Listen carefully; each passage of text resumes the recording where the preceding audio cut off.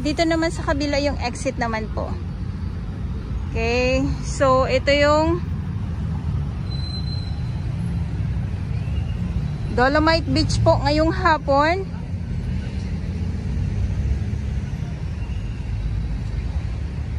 Yung ating mga namamasyal. So syempre hapon na naman, ang inaabangan natin ay ang sunset dito sa Manila Bay.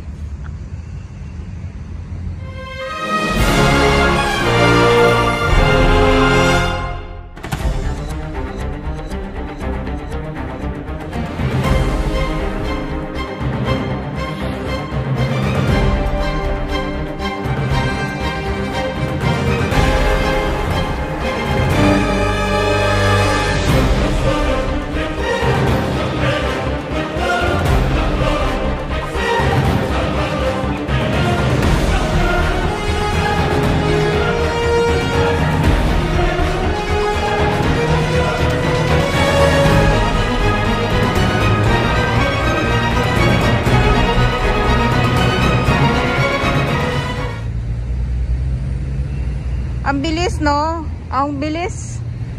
Luminis. Dahil nga po ay nagbagyo, bagyong uwan. So mabilis maalis ang mga kalat dito sa Manila Bay. So maraming salamat sa ating mga volunteers, sa ating mga Estero Rangers ng DENR, MMDA, DPS Mandaragat, doon sa Manila Yacht Club at ang Dole Tupad. At syempre sa ating mga volunteers at yung ating mga Coast Guard, mga kapulisan at yung ating mga security guard. At iba pa pong mga volunteers.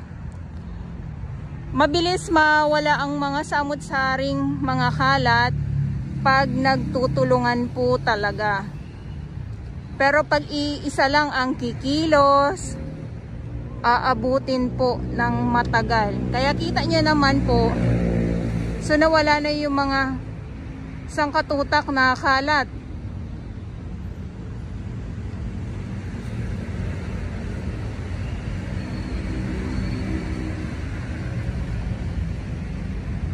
At pag Thursday, sarado ang Dolomite Beach at umaarangkada dito ang traktora. Yung nandoon, yung kulay green. So yun yung umaarangkada po dito. At yun yung naglilinis ng mga kalat at nagpapantay din po ng Dolomite sand at ng gray sand or black sand.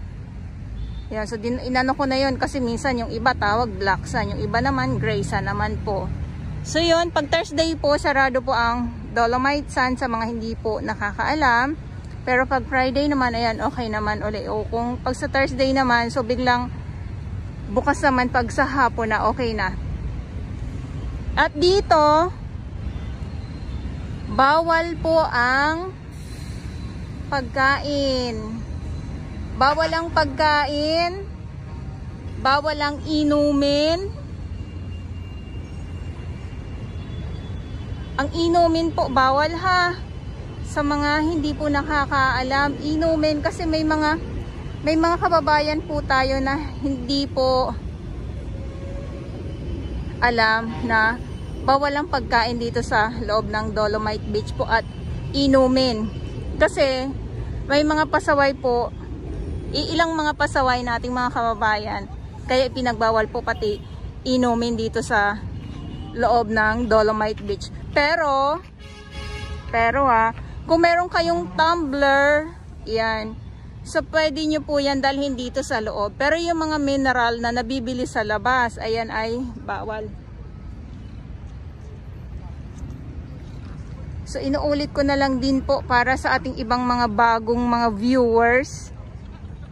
At bawat grupo, may oras po yan sila sa kanilang trabaho. Halimbawa ang ating Estero Rangers ng DENR, tapos MMDA, DPS Mandaragat. So bawat grupo po ay may oras yan sila sa kanilang trabaho. Kaya hindi din po sa bawat oras ng halimbawa ng update ko, sila po ay makukuhanan ko, or kung hindi ay nandito po yan sila, ganon. So sa ngayon ay hapon na, so wala na po yan sila pag hapon na.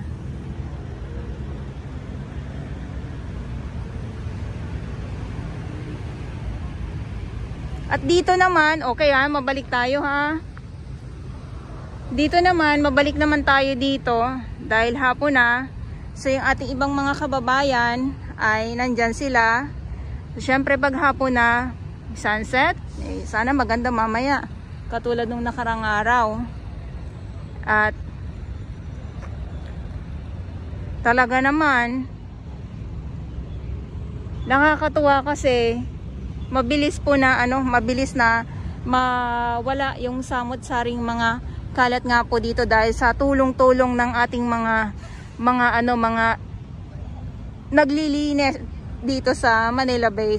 Tulad ng nabanggit ko, kung isa lang po talaga ang kikilos, hindi po kaagad mawawala yung mga kalat dito.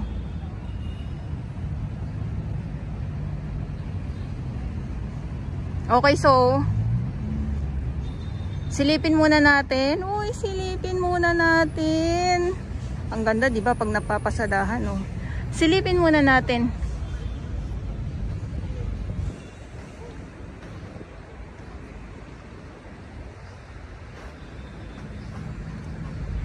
So ito, pag napatag po, so pantay na po muli. Tapos yung mga kalat doon, hanggang doon sa dulo, hanggang sa phase 2 nitong Dolomite Beach ay wala na po. Okay, so dito naman sa Dalampasigan, hindi katulad nung nakarang araw na nakita natin may mga kalat, pero ngayon kasi ay wala na. So nasimot na simula dito hanggang doon sa 500 meters nitong Dolomite Beach po. So silipin po na natin ang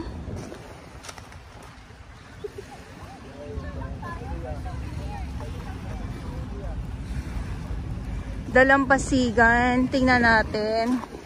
So far naman, wala naman tayo nakikitang mga paparating na mga kalat.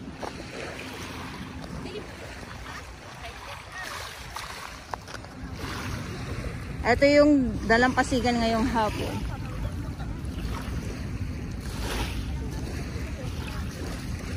Ang bilis, ano? Kung umulan to, mga isda na naman.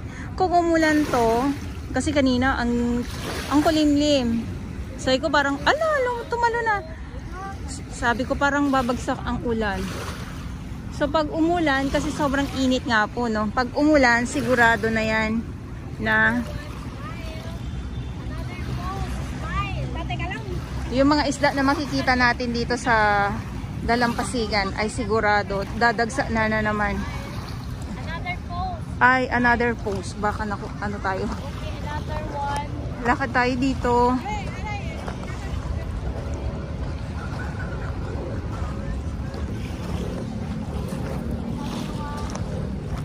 Diba? Pansin nyo?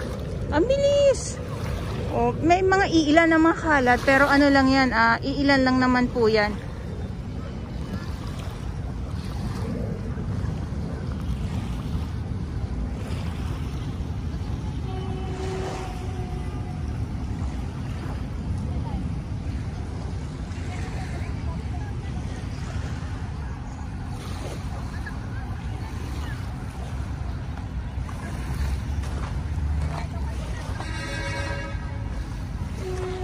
So dahil ay hapon na ay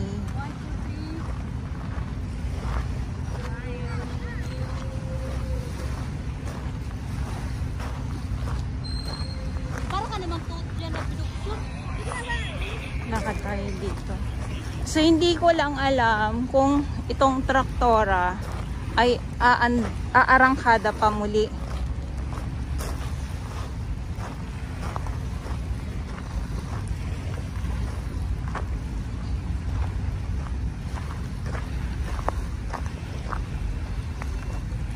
Okay, so ito yung update ko ngayon dito sa Manila Bay, Dolomite Beach po. Good afternoon sa inyong lahat. At